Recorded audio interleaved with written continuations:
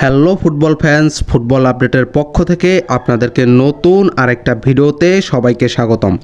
আজকের এই ভিডিওতে আমরা আলোচনা করব ব্রাজিলের পরবর্তী ম্যাচ কবে এবং কোন টিমের সাথে সেই ম্যাচটি অনুষ্ঠিত হবে এবং এই ম্যাচটিতে কোন টিম সবথেকে বেশি শক্তিশালী সেটি জানতে পারবেন আজকের এই ভিডিওতে। ভিডিওটা শুরু করব তার আগে বরাবরের মতো যে কথা না বললেই নয়, আপনি যদি আমার এই চ্যানেলে নতুন দর্শক হয়ে থাকেন তাহলে মাস্ট বি চ্যানেলটি সাবস্ক্রাইব করে দিবেন, কারণ এই চ্যানেলে আপনি ফুটবলের যে কোনো তথ্য বা আপডেট সবার আগে জানতে পারবেন।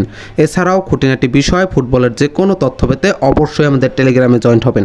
আমাদের টেলিগ্রাম চ্যানেলের লিঙ্ক রয়েছে এই ভিডিওর ডেসক্রিপশন বক্সে। তো ভিউয়ার, যাই হোক, চলুন ভিডিওটা শুরু করা যাক। চলতি মাসের নভেম্বরে ফিফা উইন্ডো শেষ হয়েছে এবং ফিফা উইন্ডো শেষে ব্রাজিল দুইটি ম্যাচ খেলেছে, যে দুইটি তারা খেলেছে তিউনিসিয়া এবং সেনেগালের বিপক্ষে। গত মঙ্গলবার সেনেগালের বিপক্ষে ব্রাজিল তাদের শেষ ম্যাচ খেলে। ম্যাচটিতে আধিপত্য বিস্তার করে ব্রাজিল এবং ব্রাজিল অনেক ভালো অ্যাটাকিং ফুটবল খেলে, কিন্তু দুঃখের বিষয় ব্রাজিল সেই ম্যাচটি 1-1 গোলের ব্যবধানে ড্র করে এবং দুঃখের বিষয় ব্রাজিল কিন্তু সেই ম্যাচটিতে একটি প্লান্টি শট মিস করে। তারা যদি সেই প্লান্টি শট মিস না করতো তাহলে তারা 2-1 গোলের ব্যবধানে ম্যাচটি জয়ী হতে পারত। এছাড়াও ফিফা র্যাঙ্কিংয়ের দিক থেকে 2 ধাপ উন্নতি হয়েছে ব্রাজিলের। এখন জেনে নেওয়া যাক ব্রাজিল তার পরবর্তী 2 ম্যাচ কার সাথে খেলবে। তো আমরা সবাই জানি ফিফা উইন্ডো শেষ হয়েছে এবং এই বছরে আর কোনো ম্যাচ খেলবে না ব্রাজিল। 2026 বিশ্বকাপকে সামনে রেখে প্রস্তুতিমূলক ম্যাচ খেলতে পারে ব্রাজিল। তো সেখানে তারা 2টি টিম সিলেক্ট করেছে। প্রথমটি হলো ফ্রান্স, দ্বিতীয়টি হলো ক্রোয়েশিয়া। তো পরবর্তী ম্যাচ কিন্তু মার্চ মাসে হবে। তো ব্রাজিল কিন্তু মার্চে 2টি টিমের সাথে খেলবে, ফ্রান্স এবং ক্রোয়েশিয়া।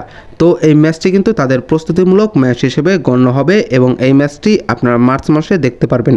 এবং আমরা যদি ব্রাজিল ফ্রান্স অথবা ব্রাজিল ক্রোয়েশিয়ার পরিসংখ্যান বিবেচনা করি তাহলে আমরা দেখতে পারবো 870 পয়েন্ট নিয়ে ফিফা র্যাঙ্কিংয়ে 3য় নম্বর অবস্থানে রয়েছে ফ্রান্স। অন্যদিকে 1716 পয়েন্ট নিয়ে ফিফা র্যাঙ্কিংয়ে 10ম নম্বর অবস্থানে রয়েছে ক্রোয়েশিয়া এবং 1760 পয়েন্ট নিয়ে ফিফা র্যাঙ্কিংয়ে 5ম নম্বর অবস্থানে রয়েছে ব্রাজিল। তো বলা যায় এই ম্যাচ দুইটি কিন্তু অনেক বেশি হাড্ডাহাড্ডি হবে। আমরা এখন ব্রাজিল বা ফ্রান্স তাদের কোনো পরবর্তী 5 ম্যাচের পরিসংখ্যানে যাব না, কারণ এই ম্যাচটি যখন অনুষ্ঠিত হবে তখন আমরা সেটি নিয়ে আলোচনা করব। এছাড়াও কোন টিম সবথেকে বেশি শক্তিশালী সেটিও আমরা তখন আলোচনা করব। আজকে আমরা জানিয়ে দেই এই ম্যাচ দুইটি সম্ভাব্য তারিখ কবে হতে পারে। মার্চের 28 তারিখ ব্রাজিল বনাম ফ্রান্স, কিন্তু কয়টার সময় ম্যাচটি অনুষ্ঠিত হবে সেটি অফিসিয়ালভাবে জানানো হয়নি। 31 মার্চ 2026 ম্যাচটি অনুষ্ঠিত হবে ব্রাজিল বনাম ক্রোয়েশিয়া। তো ম্যাচটি কখন অনুষ্ঠিত হবে সেই সময় এখন পর্যন্ত জানানো হয়নি।